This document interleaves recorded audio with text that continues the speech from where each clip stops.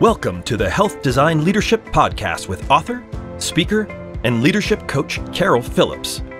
We're here to help you sharpen your leadership skills and discover the best ways to build great teams. So sit back and enjoy this episode of the Health Design Leadership Podcast with your host, Coach Carol. Hello, leaders. I'm Carol Phillips. I hope you're making today a fabulous day. Let's talk leadership. Whether you're looking for ways to improve your productivity, reduce turnover, or increase profits, one of the best ways to accomplish all three is by improving your company culture.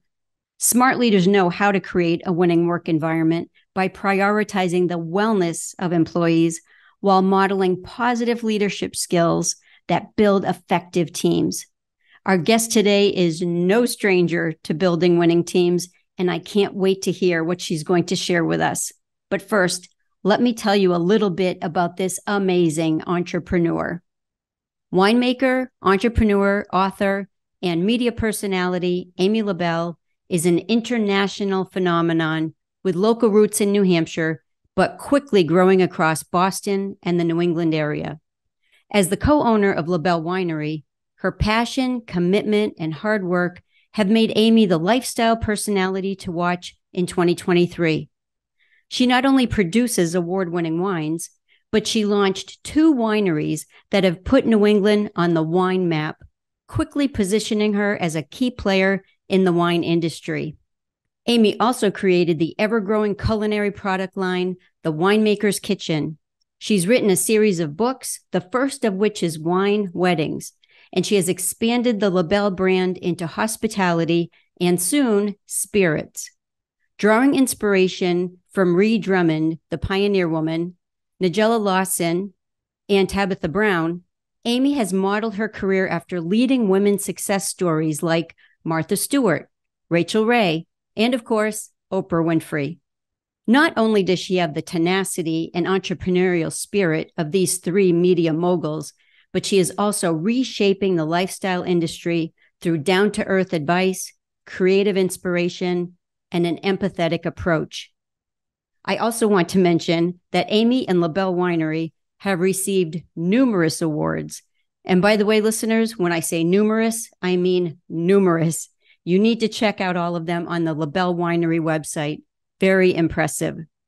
And speaking of our leadership topic, I'll note that 2 of the awards include Business NH Magazine Awards Top Women-Led Business Award and the Business Leader Award.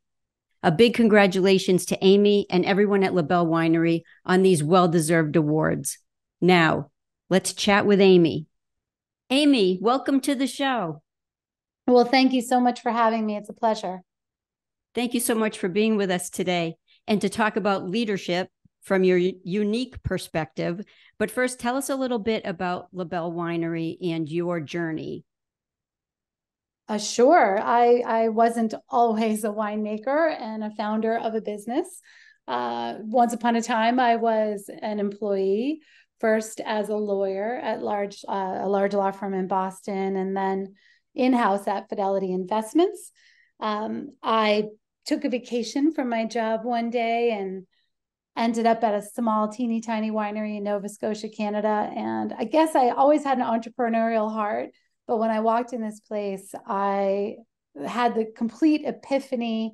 You know, the lightning bolts appeared, the light bulb went up over my head, and I said to myself, oh my gosh, I think I missed my calling. I think I'm supposed to be a winemaker, and I need to open a winery immediately.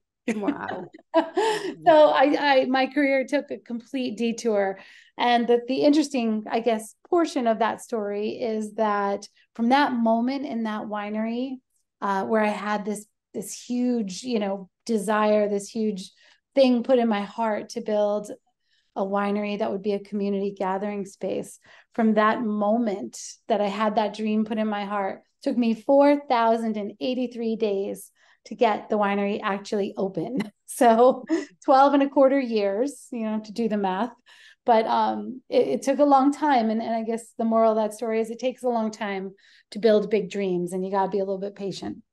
Wow, that's just a great example for people who are struggling where it does take baby steps that you just keep at it, and it might take years to realize your dream. I love that. That's awesome. What persistence, and especially since you had just started your career as a lawyer when that happened, right? Yeah, I was only in my 5th year practicing law, which is, really nothing in the world of law. That's a whole lifetime of learning in itself. But ultimately, I practiced for 16 years. I loved being a lawyer. I loved my job. I wasn't running away from that job as much as just running toward a dream that I had. And talk about transferable skills for the winery, right? Well, it helps run the business side of things for sure, and it saves me money on lawyers. I love that. Yeah. What are some of your early memories of learning how to best lead a team? Because now you're having to hire people and have leaders in your own business, including what worked well for you and what you found challenging. So my best advice? Yes. Yeah, I have a lot to say about this, but how to best tackle that. It's interesting. I had this huge dream in my heart, right? And I knew where I was going with the ship. The ship was moving to the lighthouse on the other shore. And I knew how I wanted to get there, and I knew what I wanted the quality of that journey to look like. And the mistake that I made early on, and this is something that I feel new entrepreneurs can learn from, is that everybody that I hired would understand the dream, immediately subscribe to it, and it would be as important to them as it is to me. And guess what? It isn't. It isn't. Because it's my dream. And, you can be as inspiring as you want as a leader, and you can be as kind and create the best culture and be good to your team. But at the end of the day, for some of them, they're gonna internalize it, and they're gonna be right there with you. But for many of them, and I have 250 employees, so I think it's fair to say that for at least half of my team, they're there to get a paycheck. Mm-hmm. And so it's not true that every single person on your team has to believe in the dream and live, sleep, and breathe it like you do. That's not going to be the case. And I didn't realize that in the beginning. I kind of went into this with this big, happy-hearted, excited, like a, puppy, like, super thrilled to be chasing the goal. And I would get really frustrated in the beginning thinking, why don't these people get it? Why don't they want to work, hard like me? And they don't. And I've really come to understand over the years that you just have to hire the best possible people, treat them great, but understand that you're the carrier of the dream. Like you have it in your soul and your heart and your work ethic, not them. So you just have to lead from that perspective. I love that. If I knew that early on, it would have saved me a lot of heartache, honestly, because I spent a good 2 to 3 years kind of saying, why don't these people love it like I do? And it's not quite for everybody. I can see the challenge in that, because you feel like there's a disconnect there because you're waiting for them to feel the same way as you. But I love that, because then you realize that they're looking at their position from a different lens, so they can still be an awesome employee, yes, but they're looking at the business differently because it wasn't their dream and it's not their business. 100%. Exactly. I love that. And it's funny because I was going to ask you next, if you could start over, what's one thing that you would do differently? So I can see where you changing your perspective made you a better leader for them. So if there's something else that you could do differently during this long learning curve that you had of, slowly getting to your dream, what's one thing regarding also leadership that you might do differently? Oh yeah, I know. There are 2 things I would have done quicker. One would have been to hire HR as soon as humanly possible, mm-hmm. because managing a team is difficult under the best of circumstances, but you really, as the visionary or the leader of the organization, I feel need that buffer, that person to have the meetings with staff who is, having trouble, or have a meeting to hear about, problems that need to be worked out in the workplace, or disgruntled staff that's mad at each other.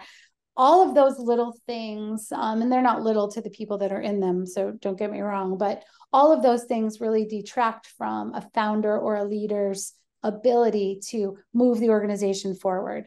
And so HR can kind of work as a buffer on some of that stuff, and it keeps you being, as the leader of the organization, keeps you being the good guy or the person who's just in charge of pushing the company forward and leading vision and making sure standards are being met and making sure all the good things are happening. And you can have HR kind of do the harder interpersonal stuff that maybe entrepreneurs aren't best suited for.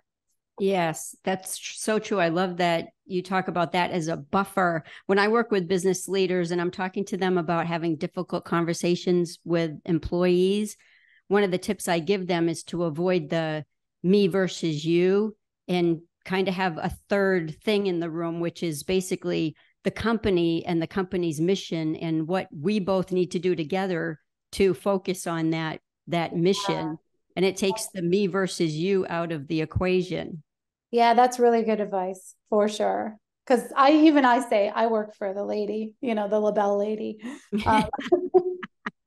That beautiful logo, lady. Yeah, that's my logo. I work for her. That's awesome. One of your passions is giving back to the community, and I know you do a great deal of public speaking. Please share with our listeners some of the advice you share when speaking to leaders, in particular women, about some of the experiences that business women face in our world today. Yeah, it depends on if I'm speaking with young leaders, young female leaders, who, emerging leaders, I'll call it. If it's that type of group, say if I'm speaking in a college setting, I always advise those young women to work hard and save their money. Because, having the ability to have a financial cushion gives you so many options later. I also advise them to really understand the financials. Don't leave that to your accountant. Don't leave that to, your business partner or somebody else in your organization. You as the business leader have to understand your numbers, whether it's your sales numbers, your profit and loss statements, your balance sheets. And there is enough information out there where you don't even have to go to college to understand these things. You just have to do the work, do the research, listen to a couple of YouTube videos. There's some great resources out there, but the numbers are going to drive your business, whether you're a for-profit business or not. Even not-for-profit businesses have to make the money work, right? And so I don't like it when, especially young entrepreneurs say, "Oh, I'm no good at math." Well, it doesn't matter. You have to get there. You have to get there. And so saving your money gives you more options and knowing your resources.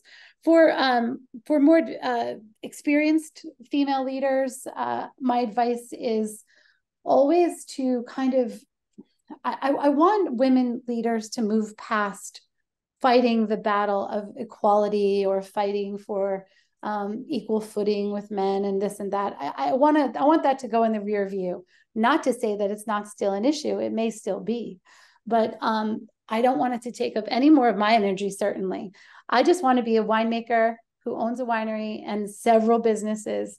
And I want to lead my companies in the best way I possibly can as me.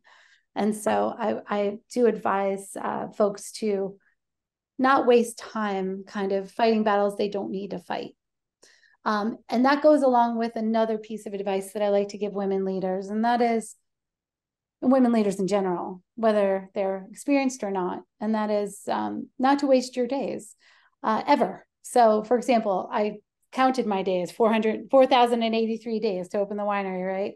How do I know that? It's because I made a commitment to myself early on to not ever waste a day. I always move the business forward, at least a little tiny bit, even on holiday, even on my days off. There's just like a little something that I'll do to push it forward. And that's made me really cognizant of the clock ticking and time moving along. And so you can't think a project's going to just happen. You have to plan it, and you have to plan your milestones, and you have to make something happen on that project every single day to move it forward. And that it's so funny because just the last few years, I've learned to force myself to slow down because I'm a type A personality. And I've adopted, this belief of, if I just get one little thing done that day, I need to be happy in that, instead of feeling like I need to get 20 things done. And if I did 19, then I didn't succeed that day. Yes, that's a very healthy vision. And even that little win, getting something done on a project, maybe it's not the whole project, but something toward the end goal will give you that feeling of satisfaction and win for the day that you kind of need to shift your mindset to a positive place, right? Right. And then realize that that's a healthier thing for me, Yeah. my mental and physical health. And going back to what you were saying about talking to young women and the finances, it reminded me of an old episode of Oprah that I remember watching, where she had this famous person on who had gone bankrupt, and she was talking about the challenges of being a business owner. And I remember at one point she said, Oprah, you get really busy and you can't be signing every single check. And Oprah said, wait a minute. Oh, yes, you can. Yes, you can. I still do. She said, I still do. And I know what the numbers are, and I'm there every day. So absolutely, yes. that is so important. It is. And it's, I'm still signing every check for sure. Yeah. And I see every bill. You have to know what the numbers are and what's happening, for sure. Amy, as you know, my leadership training is based on leading with kindness and wellness in mind. Business leaders prioritizing their own self-care and happiness, and prioritizing the wellness and happiness of every member of their team. You have a philosophy to savor each day. For business leaders who struggle to live in the moment and take a breath from their crazy, busy schedules, please talk to us about that. So for me, savoring each day has to do with being completely aligned with my own priorities. So I have priorities for my life, and I have priorities for my business, right? The business priorities I handle through my senior leadership team. Those become our company goals. We are a very goal-driven organization. We're very organized. So we know what our top 3 company goals are, and every single department knows what their contributions are toward those top 3 goals at all times. I think that kind of clarity of mission is a way of caring for your team as well, because then everybody doesn't feel kind of scattered and, oh my gosh, there's 7 million things we could be working on at LaBelle Winery at any given time. What should we be focused on? Oh, right. It's those 3 goals that we laid out at the team meeting last week. That helps. That kind of helps people keep on track, and it helps prioritize things so that people know which direction to run, right? So I think that's one way we care for the team at LaBelle. There are many, many other ways we do that, and I'm happy to talk about those as well. But in terms of myself, I filter things through the lens of faith, family, friends, and then of course the business priorities, right? So in order to make sure that we're taking care of our faith and our family, I have to be able to balance my time with my family and make sure that I'm managing, I have 2 teenage boys, which I think and I think they're more demanding now than they were when they were babies. And so I need to be home. I need to be around when they go to school in the morning. I need to be here when they get home at the end of the day. I want to hear their stories. I want to have dinner with them at night. And that means that I end up working really early in the morning before they get up, in addition to my regular work day, or I end up working at night when they're busy with their activities or other things. So my work schedule is a little weird. I work pretty much 7 days a week. I try not to work on Sundays. That's family day. That's reserved for faith and family, right? But I end up working on Sundays because we're a 7-day-a-week business, and this is how it is. But if I can spread my work across my week and I end up working kind of an odd schedule, that's okay, because it allows me to have the flexibility that I need to meet my priorities, as my husband Caesar and I have set. And Caesar's my partner at the winery, as you know. But we've set faith, family, friends as a priority to take care of those 3 things in our personal life, and health. Got to be healthy. Right. So we make time for that workout every morning before the boys get up, and we work out together so we can keep each other accountable. But, setting that routine, setting that schedule up, and then sticking to it, which is the hardest part, right? But that's the essential part of self-care, making sure that you are on track and keeping to those promises you made to yourself. That's so wonderful. And, kids know who was there for them. And even super busy parents, I'll recommend to them, have at least a family day each week where even if you're, you can't do things daily, at least once a week, yes, the kids know that I'm going to be, with my parent or parents, and we're going to do something fun. We're not going to be talking about stressful things. And so they can just count on that. And that's very healthy for them. It is incredibly healthy. And my kids rely on that Sunday, time, especially since one of my sons, my older son, is working in the business now. So he's working on Saturday too.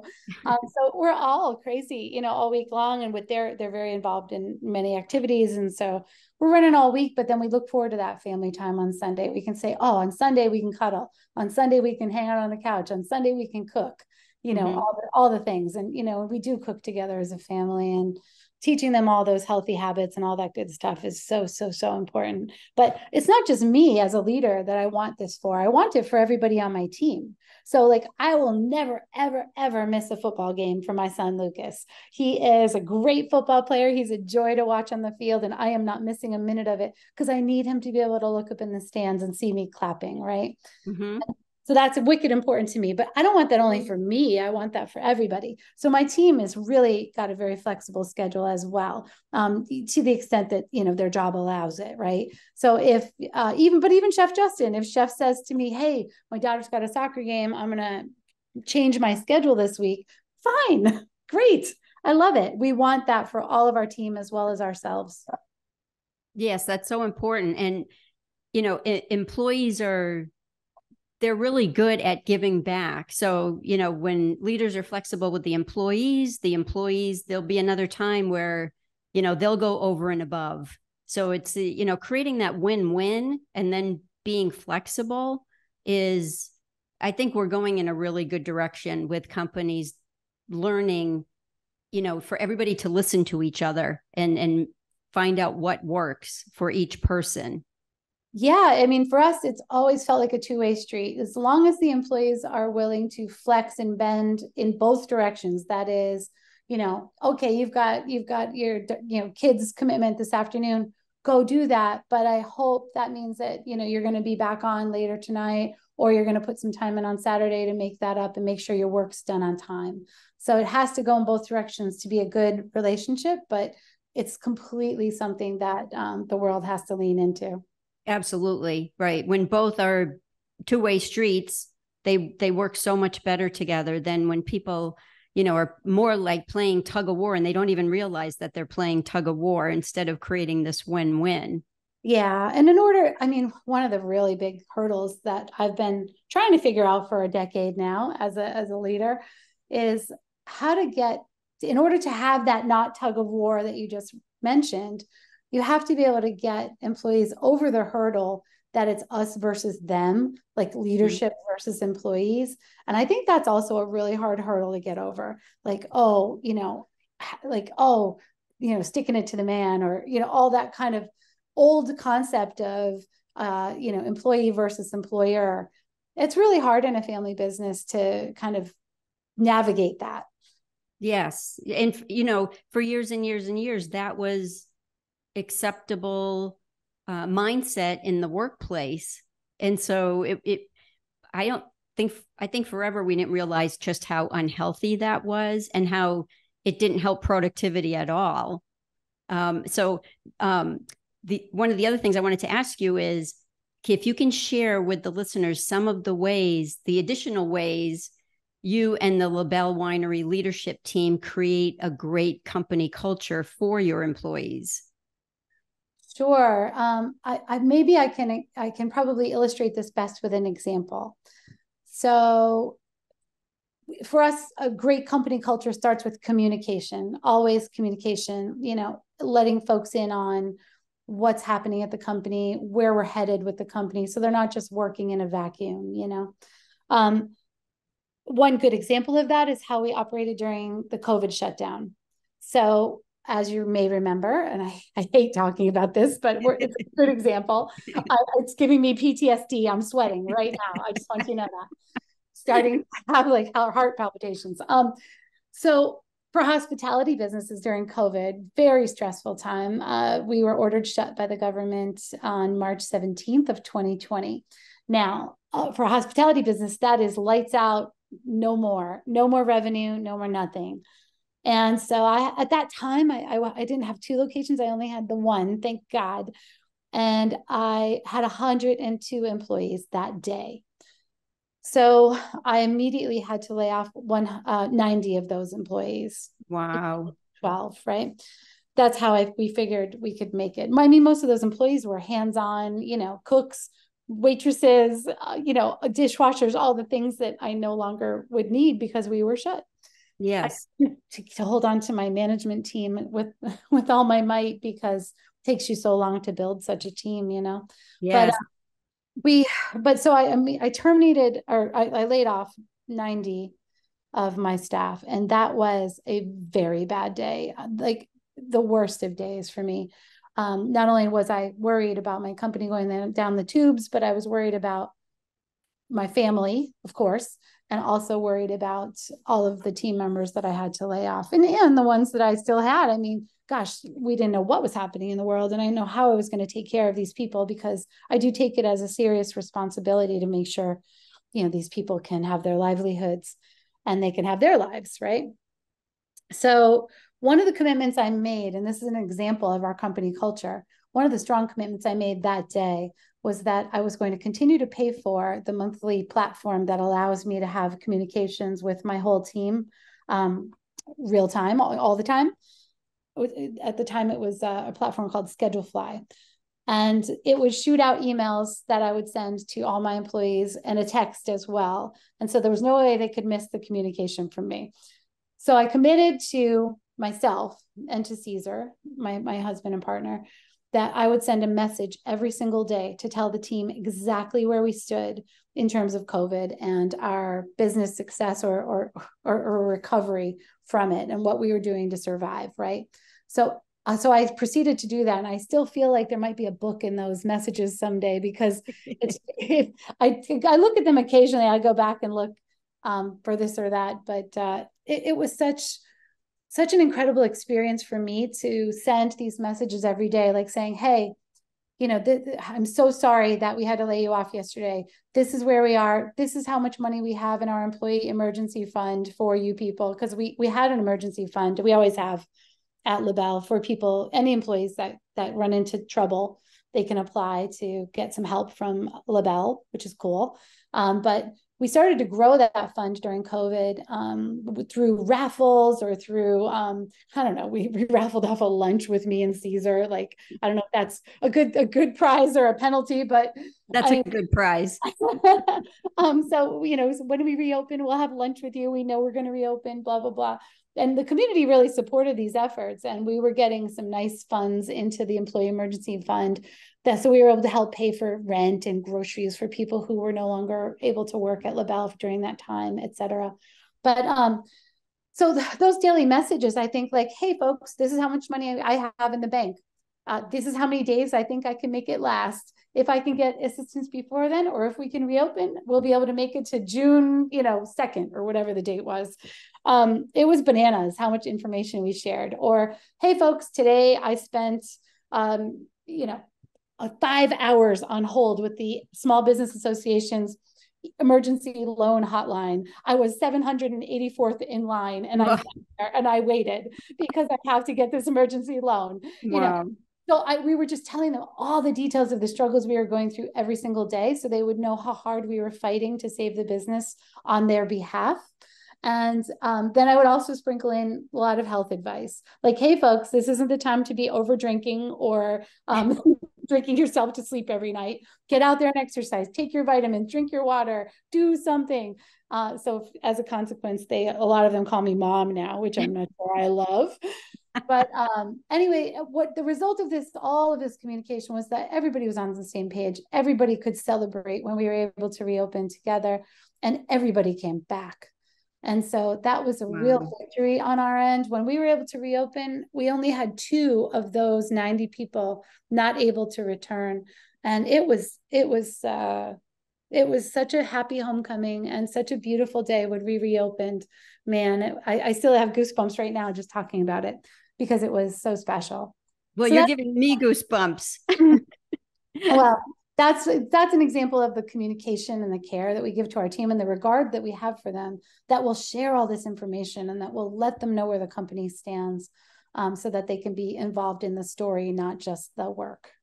I don't know what speaks more loudly to employees than you doing that daily and being so transparent with them, because transparency, trust, communication, not leaving people wondering, that is gold to employees. And so the results of your story speak to how successful that was, with, all but 2 able to come back. That's amazing. And thank you for being a business leader that is really thinking about what your employees are going through and how you can help them. Oh, thank you. That's my pleasure. But it's a double-edged sword too, because the trick there is, I want to be transparent. I want to share lots of info. But I recently had that experience, it was about a year ago, probably, when I was digging into my numbers and seeing that some of the practices we had adopted in the labor force at LaBelle were not translating in the new market post-COVID. And so I was making some adjustments and looking at my financials and going, I gotta make a little U-turn here. And I shared a little too much with employees, maybe. So there's a fine balance there. And they were like, so I started getting messages. Are we in trouble? Should I be looking for another job? I'm like, whoa, no, no, everything is fine. No need to panic. Yeah, so it's all about balance, right? you got to be real careful about how you share that information. Yes, there needs to be that healthy boundary. And sometimes it's not super clear to do that all the time for us. No, my inclination is to be an open book. So sometimes I have to guard against it. Well, I think employees would prefer that than the opposite. Yes. And then them left wondering.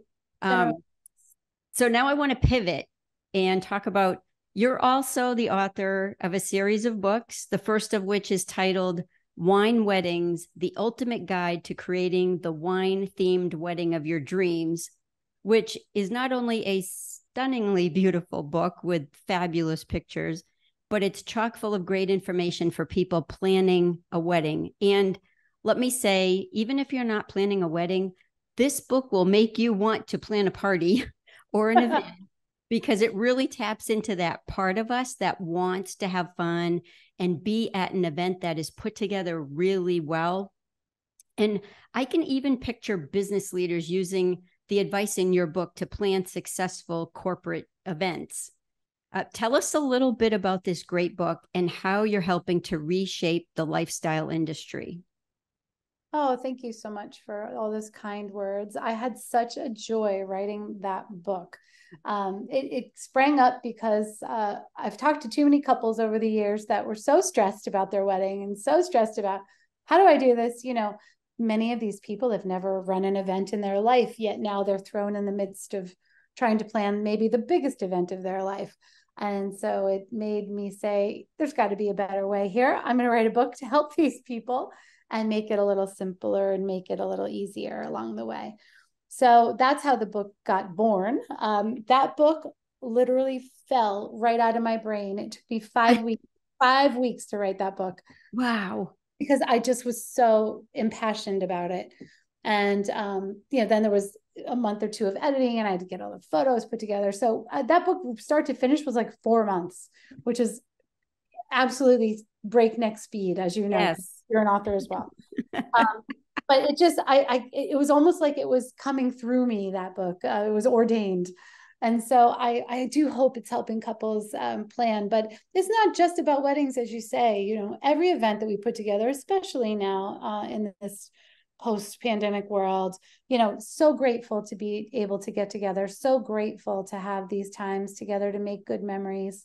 And I will say too, with inflation and everything costing so much now, you're not going to have too many chances. You're going to throw maybe less events overall because of budget purposes, especially if you're a corporate client. But the events you do throw, you want to be exceptional, stunning, and most importantly, memorable. You don't want to just throw any old event that nobody remembers the details of, And absolutely. The best way to do this to me is through telling a story, and telling it through the lens of a theme is always a really helpful thing for an event. And for me, wine is a great theme, no matter what your event, because it's elegant, it's timeless, it's something that most people like. And whether or not you're drinking it, you can certainly cook with it and elevate your food game. So there's always a place for wine at the table. That's awesome. In another life, one thing I want to be, Amy, I want to be a professional wedding guest. I just want that to be a job that pays well, because I love going to weddings. I think they're just the most amazing, exciting, so emotional, and everybody's just having fun. Yeah, me too. I love going to weddings. And even though, we host 200 weddings a year at the wineries, among our properties, every single one of them still makes me cry and still gives me, all the chills. So I'm like you, I love weddings. But Carol, now that I know this about you, I'm going to watch out and make sure you're not crashing our next wedding at LaBelle. Here's Carol again. There she is. She's at the open bar. She's got a wig on this week and she's still not fooling us. Oh, that's hilarious. Amy, please tell our listeners how they can learn more about you, LaBelle Winery, and how they can purchase your book. So the LaBelle Winery brands can be found at labellewinery.com or on all the socials at LaBelle Winery. To find out more about my personal and lifestyle brands, like my wedding consulting, my business coaching, or all of the television work I've been doing to promote cooking with wine, or the winemaker's kitchen cooking with wine products, you can go to amylabelle.com, or on social handles, I'm at Amy LaBelle Winemaker. Following me on at Amy LaBelle Winemaker gets you an insight into all of the projects I'm doing at home, all the recipes I'm doing with my family, my boys, all the cocktail development that goes into the recipes we use at the winery, and the gardening, house lifestyle stuff I do around the house. So that's fun. Thank you. Thank you for sharing that. Okay, Amy, it's time for Coach Carol's quick quiz. Oh boy. Are you ready? I think so. I'm going to throw out some questions at you just for fun, and so our listeners can learn a little more about you. There's 5 questions. So give me the first thing that comes to mind. Are you ready? I think so. I'm nervous. Question 1. What is your favorite holiday to celebrate with your employees, and what do you do? Definitely, it's the Christmas holidays. We have a company meeting. We do a white elephant swap. That's hilarious generally. And Caesar and I like to do a raffle where we get a whole bunch of awesome prizes and we give things away. So that makes us happy. That sounds like so much fun. I will be crashing. Last year, somebody won a wine fridge. Like, it's just fun. Wow. Silly stuff. I love it. All right. Question 2. If you could have an entire month off with your family, where would you go and what would you love to do? Oh, Carol. I mean, I would be going to, now I'm thinking there's 2 places I would go. If it was with my family, I would probably go back to Mexico. We love Mexico so much. And we would probably go and hang around the beach and eat tacos and drink margaritas in San Jose del Cabo, which is one of my favorite cities on the planet. It's not Cabo San Lucas. It's its sister city just next door. I don't want to tell people about it because I don't want it to get too popular. It's nice and quiet. But San Jose del Cabo has the most beautiful people, the most beautiful culture. And gosh, we love the food and the ocean. Oh, and you see the Sea of Cortez and whales. It's really stunning. Wow. Anyway, Wow. that would be a month with my family of pure heaven. We would really enjoy that. But if I was just with Caesar, then I would want to go to the French countryside and go to all the wineries. Why doesn't that surprise me at all? That's why I'm laughing. But I like the tacos and margarita part. That, yeah, you're speaking my language. Well, that's a city to put on your list. All right, here's an impossible question for you, Amy. Here's the third question. You can only sell one type of wine for the next month. Which one are you choosing? What kind of twisted world do you live in that you make these questions up? Let's see. If I can only sell one kind of wine. Geez. If I can only sell, does that mean I can only drink one kind of wine? No. Dude, thank goodness. Thank goodness. I think that if I could only sell one kind of wine, I would sell Cheval Blanc. Why? Because it's an unoaked white that's crisp and very citrus forward. So it's very versatile wine. It's going to please the most amount of people. It's tiny, tiny bit of residual sugar. So even people who don't love wine can drink it and really enjoy it. It's nice in the winter. It's nice in the summer. It's great to cook with. But most importantly, and even above having a great glass of wine, it makes an awesome cocktail. It's a great cocktail ingredient. So it's really versatile. Oh, that's good to know. Yeah. Check out some of those recipes. Yeah, there's so many at amylabelle.com. Please check those out. Terrific. I love that. All right, question 4. You're alone on a deserted island with your top 3 favorite foods. What are they? Who's cooking these foods? Never mind. Too many questions, too many follow-ups. I just definitely need to have buffalo chicken tenders. I know that's shocking because I'm a chef, but I love fried buffalo chicken tenders, really good ones. I would need Thai peanut sauce on anything. So really spicy, like Thai peanut dressing, like a Thai peanut vinaigrette is my favorite thing. Love it. Good. It makes me want to eat anything I put it on. I don't even care. And then my other thing would have to definitely be tacos. Pretty sure I could eat tacos every day for the rest of my life and never get bored. Aren't they the greatest thing? Yep. Taco Tuesday, Taco Wednesday, Taco Thursday. Yes, I'm on board. The whole week. Okay, question 5. What is some favorite advice you share with new leaders at LaBelle Winery? Oh my goodness, this is a great question. The first thing I always tell everybody is to ask questions, ask so many questions. And in fact, I just told a new leader who has been promoted. He's been at LaBelle for a few years, but he just got a new, bigger role. And I said, if you're not asking me questions, I'm going to get very nervous. So you better ask me questions.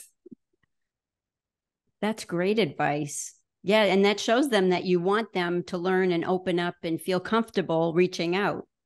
Yeah, I don't want them to get stuck in this, like, oh, because I did this as a young leader. I almost never asked questions of people. I would go figure it out on my own because I didn't want to look like I didn't know what I was doing. But that's so silly because I could have saved a lot of time and shortcut my energy a lot quicker towards success if I had just asked people who already knew how to do it. Yes. And there's part of our society that still kind of makes us hesitate to do that. We're afraid to look like we're not as knowledgeable as we want to appear, or we're afraid of them, having a negative reaction. And in some workplaces, that's acceptable, and we need to get beyond that. Yeah, I'm trying to push it, at one company at a time at LaBelle. And I'm trying to work on my boys with it too at home because it's something that parents can do with their own kids.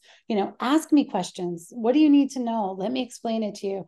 I remember once my son, when he was little, he was probably 7, years old or something like that, at the grocery store, he said to me, how did you know how to figure out how to order the meat at the counter? Like, how did you know to get the ticket? Like, how do you figure all these things out, Mom? Wow. He was like, I think he was just kind of like, how does life work?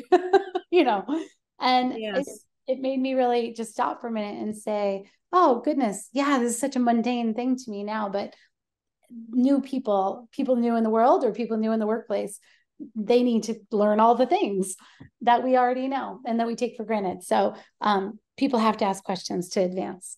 And we don't know what we don't know, and we're always learning. And it's funny because, you know, even there's things I learn now where I think, why didn't I already know that decades ago?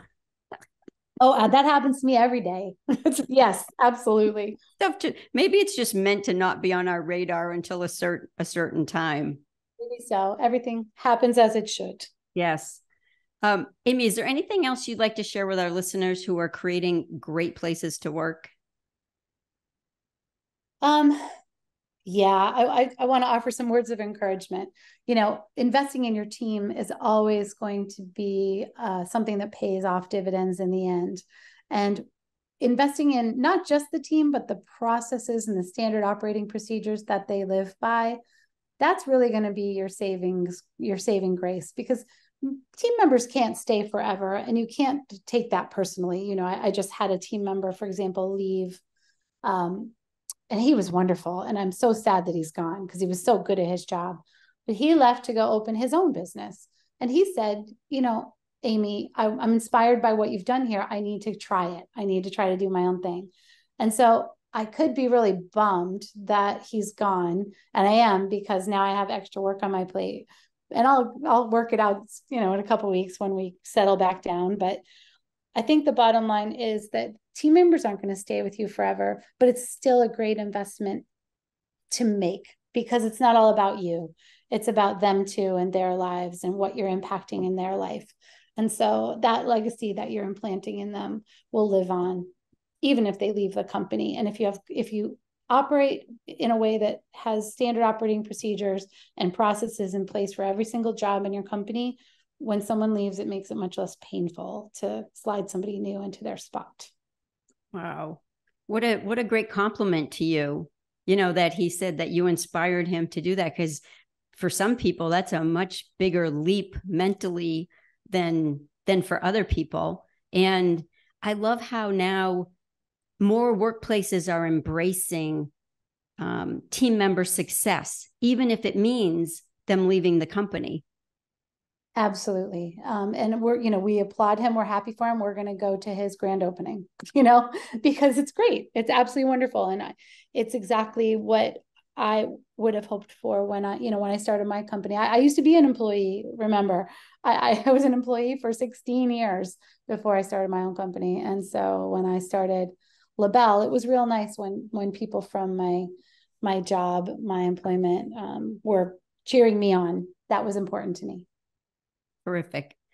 Amy, I want to thank you so much for being with us today.